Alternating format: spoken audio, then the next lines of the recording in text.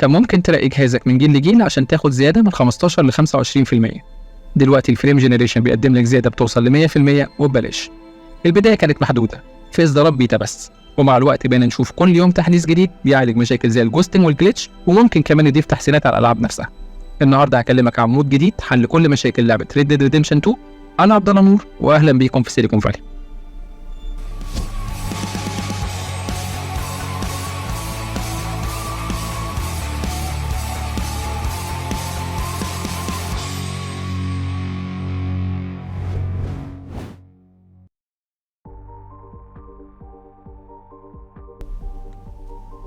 في البداية هما طريقتين، ميثود 1 وميثود 2، اللي هي الطريقة الأولى والطريقة الثانية.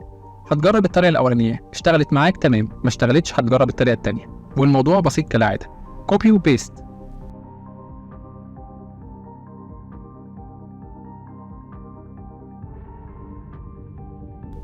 بعد كده هتختار ملف Enable Signature Override وتضغط عليه كليك يمين وتختار ميرج.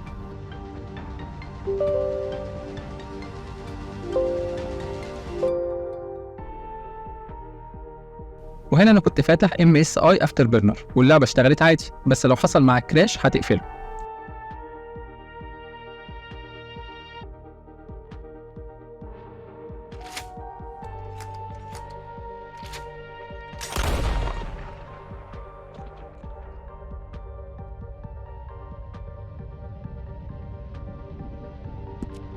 بعد كده هندخل على السيتنج، اتاكد ان احنا قافلين خيار الفي سينك والتريبل بافرنج.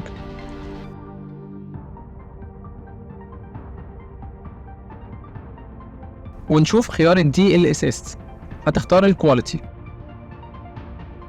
لو مش اكتف قدامي هتطلع لخيار الكواليتي بريسيت ليفل، هتغيره لحد ما يشتغل معاك خيار ال DLSS.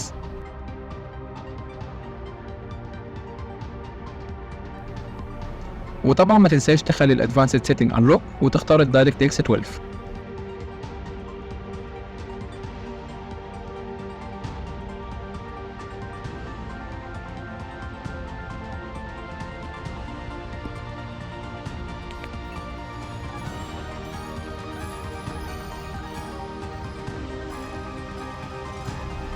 نيجي بقى ندخل على اللعبة ونشوف ايه الأخبار.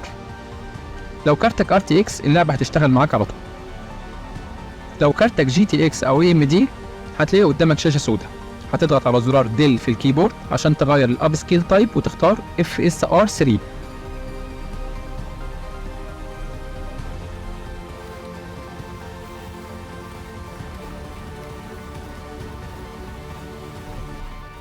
وزي ما انتم شايفين الفريم جنريشن اشتغل ومفيش اي عندي مشاكل من الجوستنج ولا جليتش.